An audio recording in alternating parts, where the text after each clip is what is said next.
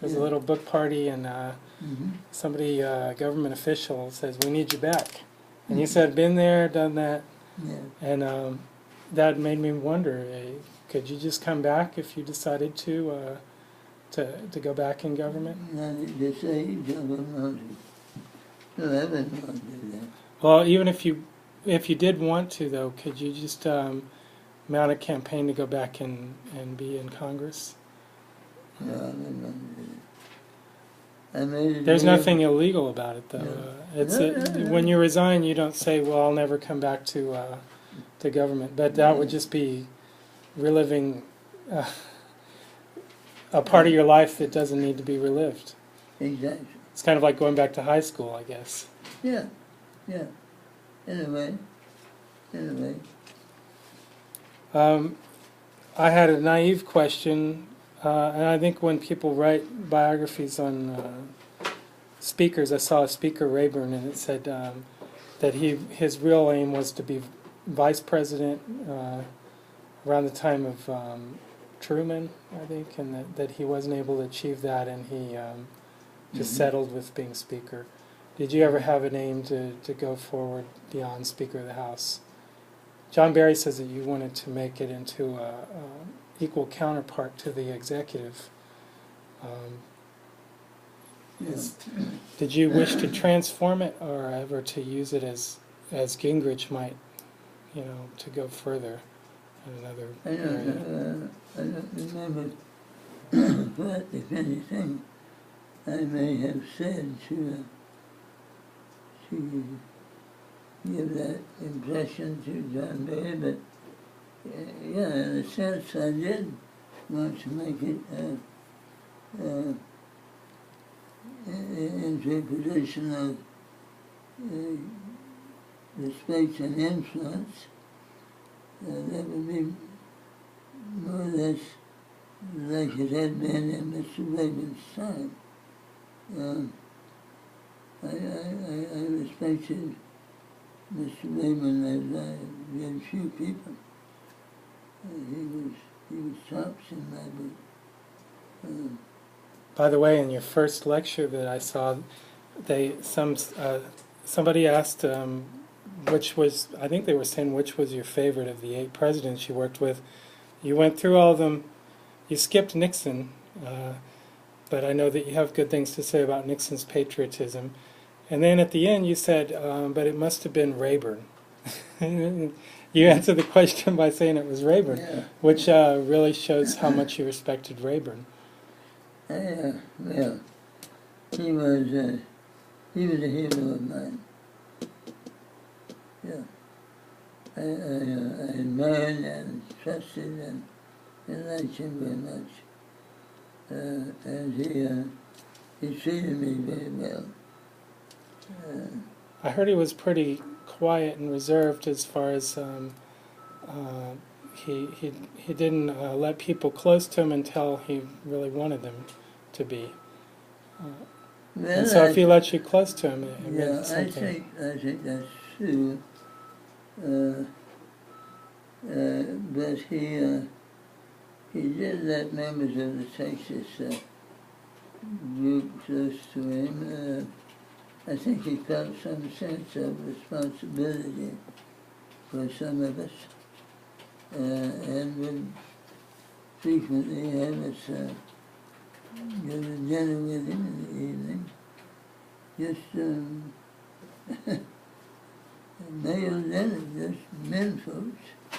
But I think he was more comfortable that way, just talking to men. And sometimes there was a little room there in the Capitol under the House chamber, beneath the, if you know where the House chamber is, behind the House chamber is an area where people may come in and stand and wait to see a member. And then underneath there on the floor down below, separated only by the elevators from the Speaker's private office is a room that they call the, what was the name for it? But it was Raymond's private room to go to after he had, after the session. And is that where they now call Rayburn, the Rayburn Building? No, that's different. That's different, yes. It's in the Rayburn Building. The Rayburn Building is an office building for offices of members of Congress who have their private offices, then come over together. This is in the Capitol. And they called it, it was on the tip of my tongue. Name for it. It's funny you said that you were worried that you wouldn't remember. You said, I'll tell you what I remember, but you have a very clear memory about a lot of things. Thank you, but I must confess, my memory for names of people, names of places, this name of this room, the clever name is not as good as it used to be. These things just don't come back to me because I haven't had them in my conversation day after day. And this room, but anyway, he would invite you personally. You didn't go in there. Not everybody could go there. After he invites you in for a drink. Was that where President Truman was when they called him and told him that Precisely. you need to come here? Yeah, precisely. That was the name. Raymond, it was his private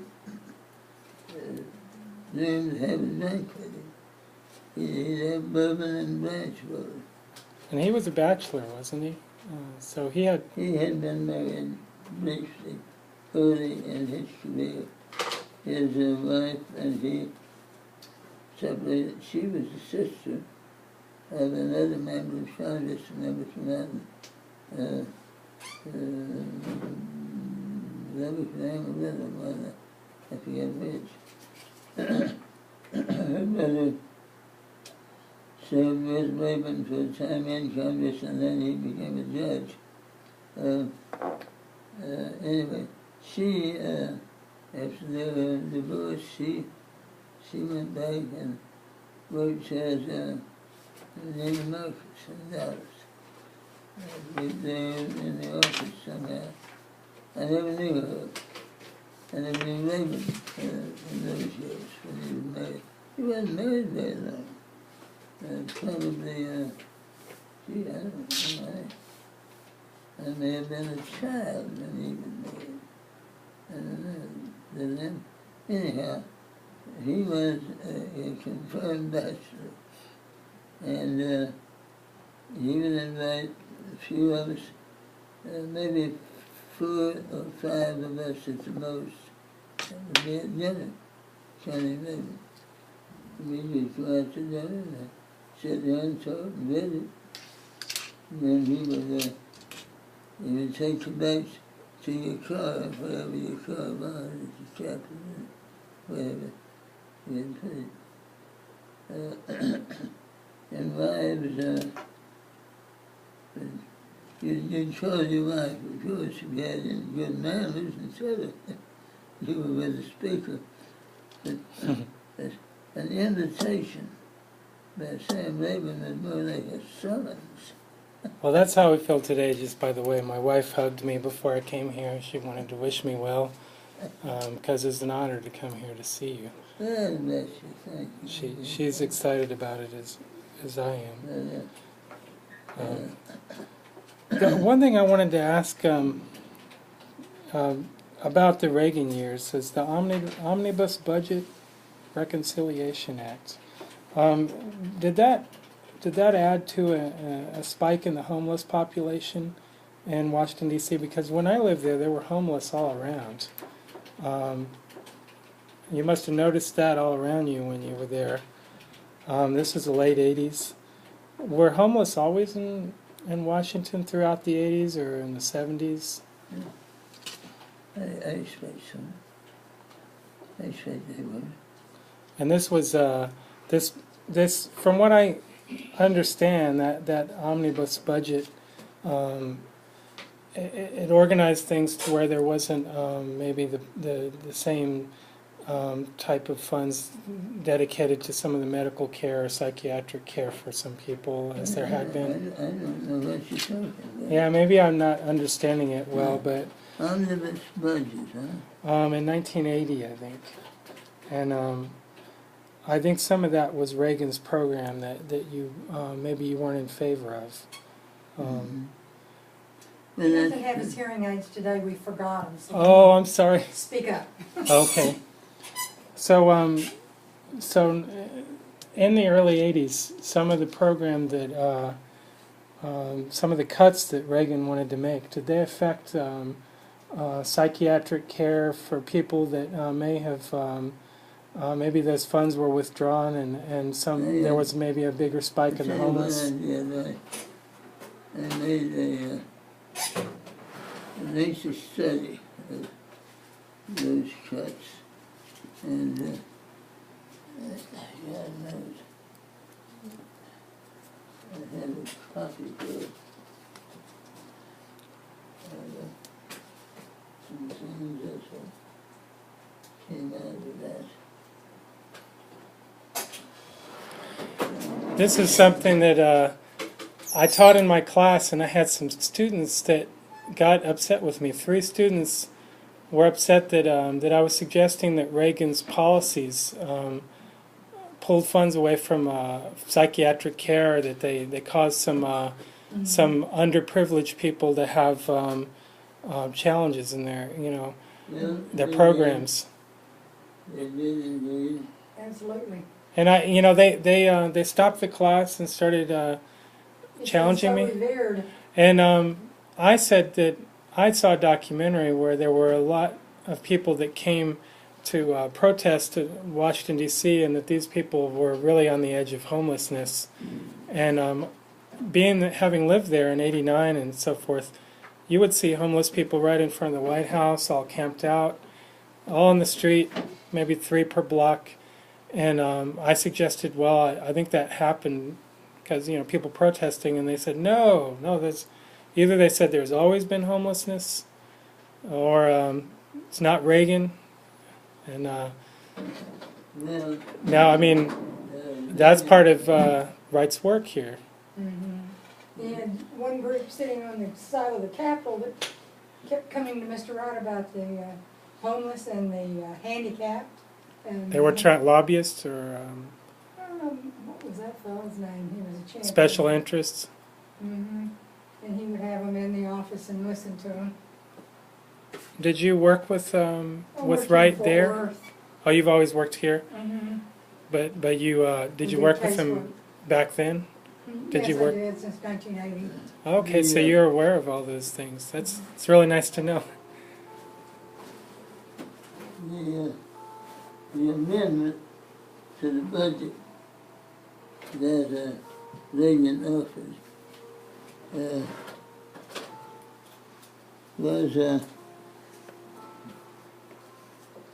that's a copy of it. The amendment to the budget. Of the Thrifty Food Plan. That's kind of like a WIC program, or Listen, you just look through there, you'll see a jillion different things that nobody knew he was voting on when he finally came down to voting on the damn thing.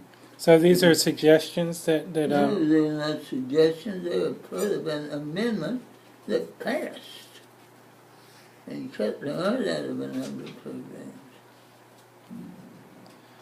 that brings me to also talking about Nixon, connection between Nixon, Reagan, and Bush, the younger George W. Riddlesberger, is that the teacher's name here? Yeah, One of his books, The Balance of Power, the AP version of Balance, is what they call it, speaks of presidential signing. I forget what he called that. The signing on signing off on stipulations or providing, adding stipulations to acts and saying, well, I'm signing off on the signing statements. Is that a concern that you've noticed? It says that it started with Reagan signing, having these signing statements. Yeah, yeah. Did he whittle down things that way? As much? This amendment, there never has been before or since a disorganized and multifaceted set of amendments offered as one amendment in the history of Congress has happened in this occasion right here. Look at this page. I mean, that was part of the amendment offered on the House floor. So you're supposed to vote on all this, if you're going to accept it or not in one vote. One vote. And you have all this, these other pressures going on that if I you... don't know how many copies are extant today of this amendment, but look, How much time did you have to review that before you voted? that's 3 days, debate, two or 3 days of debate.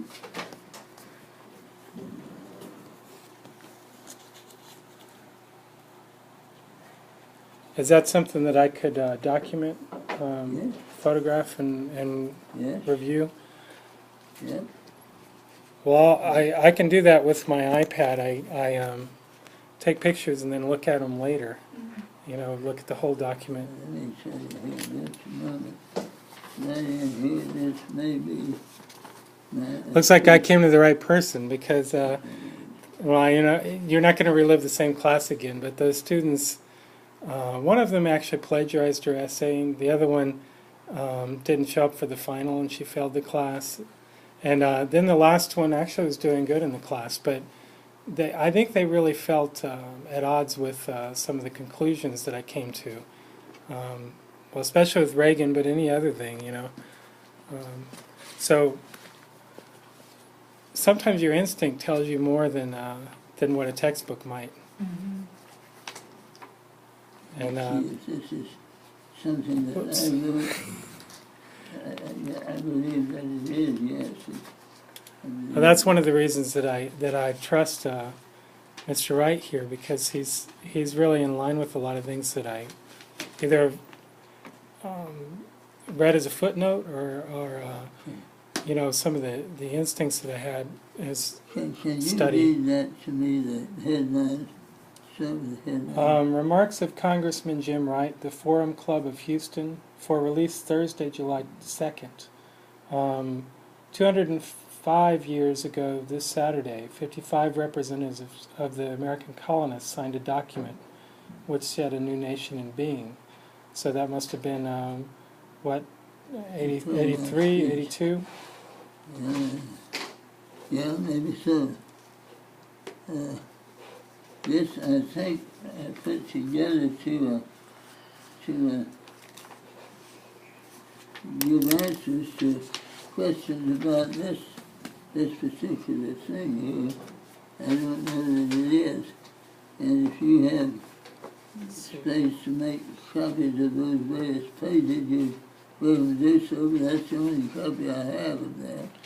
Yeah, I can just take pictures. The only thing is I'm doing so much for the interview, I'm not sure that I'll have any space. I want to make sure to get focus on you more than anything. But actually, I could even just hold it up to the camera and it would... And this would be, and you can pull it off of the well, I'll do that later if Thomas. that's all right. thing. Would I be able to visit another time to take some of these pictures?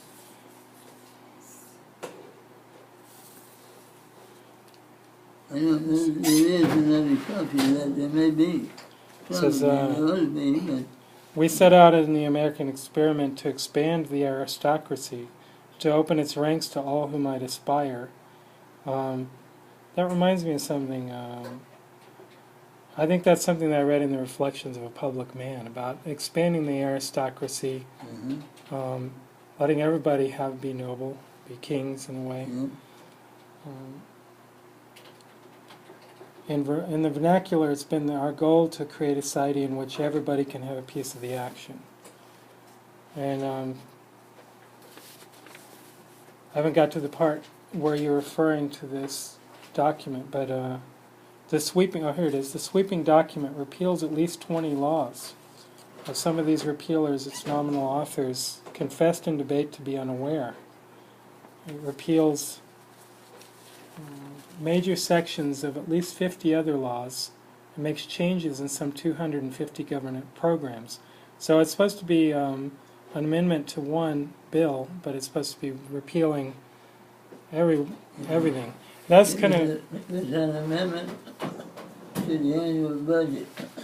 Well, I'll be interested in coming back to get the photos of that, because that really gets me started.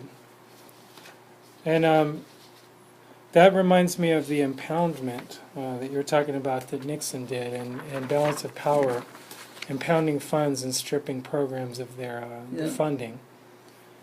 So this is really the same strategy, just pulling out the heart of everything.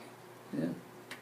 Do you see that still? Do you keep up with legislation that's going on now? No, not daily, not at all.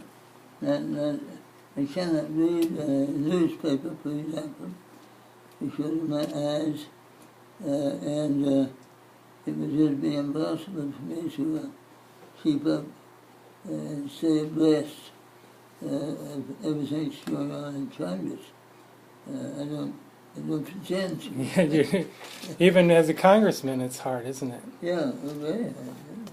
Do you, how frustrating is this this macular degeneration? Do you just, that's the cycle of life? I have accommodated myself to it. I just have to be happy. What the heck? You run around being unhappy and miserable because of what you can't read. Yeah. You do the best you can. My grandma had a special thing sent to her from the government. It was a radio that would read BBC broadcasts and other things, but she didn't even listen to it. She wasn't interested. There's a lot of things now that can help, but I guess, you know, like I said, with legislation, how interested are you, you know, once you're outside of the government? Well, you could spend your whole day trying to be fully abreast of everything that's going on and listen to the best of the newscasts and do nothing else. But there's other things in life, isn't there? Yeah. That Reflections of a Public Man seems to focus on some of that. You're talking to Congressman when you said that's what it was assembled for, to kind of give people some balance. And I like the way that you and your congressman says that, well, congressmen are humans, and that they're trying to do the best that they can. That their interest is in doing something good for their constituents. And I think most of them are when they first go to Congress. They were surely before. Now this is another pet peeve of mine. Before the Supreme Court's ruling 3, 4, 5 years ago, whatever it was, that eliminated any effort to control the manner in which campaign funds are raised and expended. And I think that's terrible. Equating, for example, money given by a corporation to free speech. I mean, it's free speech. Buy you some time on TV, but it's darn sure isn't free. and